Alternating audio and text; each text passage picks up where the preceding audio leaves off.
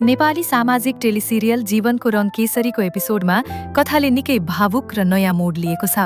एकातिर केसरीको जीवनमा ठूलो खुसी छाएको छ भने अर्कोतिर सिर्जनाको दोस्रो विवाहको तयारीसँगै एउटा नयाँ रहस्य बाहिर आएको छ। यस एपिसोडमा घटेका मुख्य घटनाक्रमहरू यस प्रकार छन्। केसरी आमा बन्ने र घर फिर्ता हुने खुसी। देवघाटको आश्रममा बस्दै आएकी केसरी नदी किनारमा बेहोस भएर अस्पताल भर्ना भएकी थिइन्।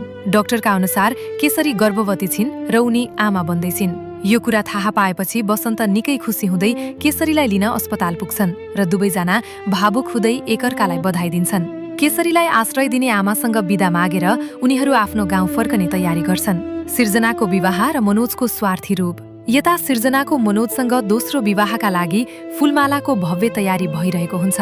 तर मनोज भने भित्रभित्रै निकै स्वार्थी र निष्ठुरी निस्किएका छन्। उनले आफ्नो विगतको प्रेमनुलाई धोका दिएर सिर्जना धनी र राम्री भएको कारणले मात्र विवाह गर्न लागेको कुरा फोनमा भन्छन्। मनुले आफूसँग मनोजको प्रेमको चिनो रहेको र भगवानसँग अब कहिले भेट नहोस् भनी प्रार्थना गर्छिन्। लुकाइएको सत्य र शङ्काको वातावरण। मनोजकी बहिनी मीरा र सिर्जना बीच कोठामा कुराकानी हुँदा एउटा ठूलो सत्य बाहिर आउँछ।